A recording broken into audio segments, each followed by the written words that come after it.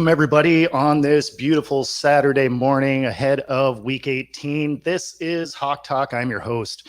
So we got quite a few games over this last week that had some impact on the upcoming postseason. Some of them were a little bit of a surprise, but most of them went the way that you would expect them to. Obviously, the Cowboys running over the Titans made, it was absolutely a predicted outcome on Thursday night.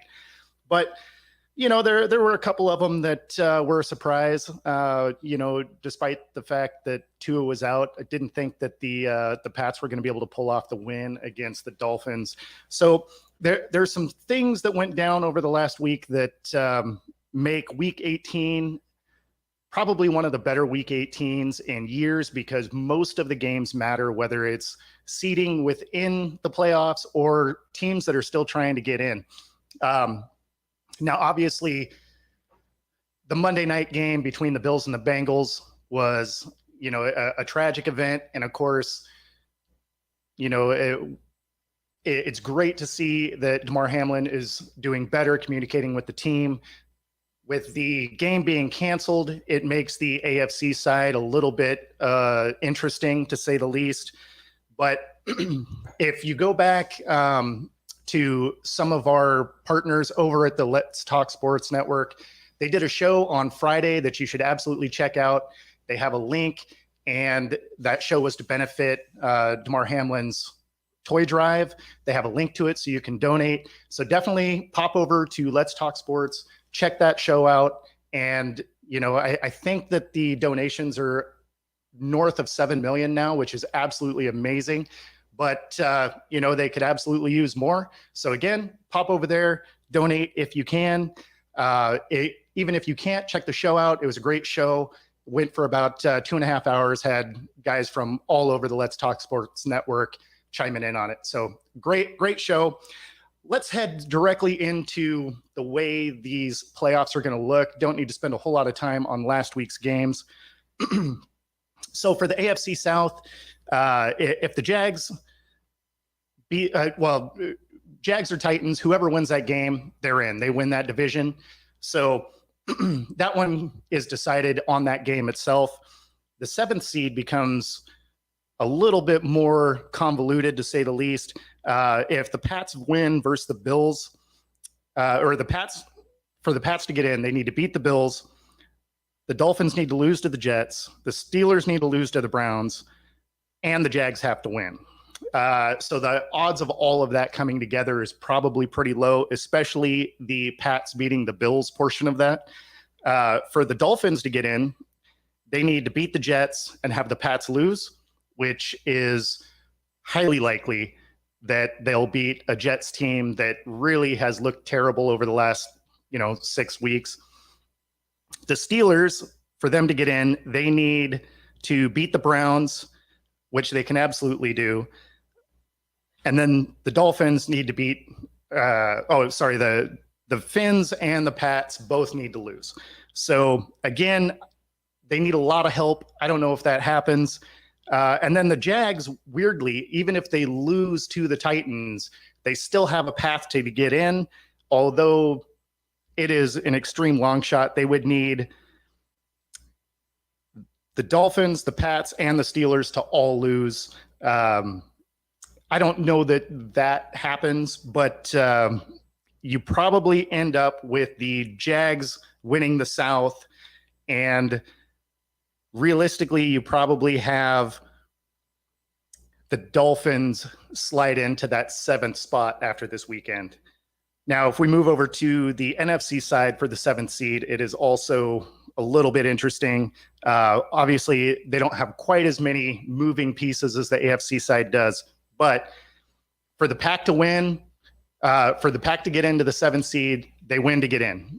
Simple as that. They have to beat Detroit. If they do, they're there. They're the home team. The odds definitely in their favor. For Detroit to get in, they need to beat the Packers, and they need a Seattle loss to the Rams. So tough to say. The Rams always play the Hawks really tight. So that game probably, despite the fact the Hawks should win, is one that could probably go either way. And then for Seattle to win, they need to beat the Rams, obviously, and then they need the Lions to win. Now, there's some scenarios where multiple teams could tie for them to still slide into a 7th spot. And we're not going to go through all that because the odds of 2 or 3 teams all tying the last week of the year is technically possible, but exceedingly low. So we're not going to go through all of those scenarios because it just doesn't make any sense. You've never had that many teams tie in the same weekend through the entire course of the NFL. So now for the number 1 seed on the NFC, the Eagles win, they're the number 1 seed. If the Cowboys or the Cowboys lose, they're the number 1 seed, and the Niners lose. For the Niners to be the number 1, they need an Eagles loss and they need to beat the Cardinals. So that could definitely happen. The Eagles are playing the Giants. The Giants aren't going to lay down for them, although I do think the Eagles probably win this game because the Giants, I know, are resting some of their guys. The Giants can't move in their seeding. They are the 6th seed no matter what. The tie that they had early in the year pretty much solidified that. So even if they win, they're the 6th seed. They can't catch the Cowboys. And then if they lose, they'd still be a half a game ahead of whoever ends up winning the 7th seed there. So for the Niners, they need to beat the Cards and an Eagles loss. And then for the Cowboys to win the number 1 seed, they would have to beat the Commanders, have the Eagles and Niners both lose. And so the Cowboys are probably going to be that 5th seed. But, you know, when you look at what could be the NFC East champs, if the Eagles beat the Giants or the Cowboys lose, the Eagles win the division. If the Cowboys beat Washington and the Eagles lose, the Cowboys would be the number 1 seed. And of course, then that would make the Eagles the number 5. But so all of that is pretty straightforward. Now, when we get to the AFC side, that's where it gets real interesting, especially after that Monday night game was canceled, because now you have scenarios where there could be neutral fields involved. And, you know, when it comes to a Ravens-Bengals position, it literally is going to come down to a coin flip. So it'll be interesting. We're going to roll through these scenarios. Okay, so for the Chiefs to be the number 1 seed, they need to beat the Raiders or the Bills lose to the Patriots. If the Chiefs and Bills both win, they end up meeting in the AFC Championship game. They would be played at a neutral site. There's a few different fields that are available to them, so you know that really wouldn't be that big of a deal. If the Chiefs, Bills, and Bengals all lose, then the Bills-Chiefs AFC Championship game would be played at a neutral site. If the Chiefs lose and the Bills win, Buffalo would be the number 1 seed, KC would be number 2, and the possibility of a neutral site AFC Championship game would not apply because the Bills would have been outright the number 1 seed. If the Chiefs, Bills, and Bengals all win, then a Bills-Chiefs or Bengals-Chiefs AFC Championship game, those would all be played at a neutral site. So, and it doesn't get any less convoluted as we go here. The AFC side is a little bit interesting. So the Bills can be the number 1, 2, or 3 seed. So they can clinch the first round bye, home field advantage throughout the AFC playoffs, and the Chiefs with a win and a Chiefs loss. AFC Championship game would be as normal. Would be the 2 seed if the Chiefs win and a loss and a Bengals loss. The Bills and the Chiefs win. They meet in the AFC Championship. They played at a neutral site. They would be the 3 seed with a loss and a Bengals win. Cincinnati would get the 2 seed in this scenario because it already clinched the strength of victory tiebreaker. If the Chiefs, Bills, Bengals all lose this weekend, then the Bills Chiefs AFC Championship would be at a neutral site. So you have the Bengals scenario in this, which is they can be the 2 or 3 seed. To clinch the number 2 seed, they would need to win and a Bills loss. Cincinnati would get the 2 seed in this scenario because it already clinched the strength of victory tiebreaker, would be the 3 seed with a loss or a Bills win. If the Bengals lose and they are matched up with the Ravens in the AFC wildcard round, a coin toss would determine who has home field advantage.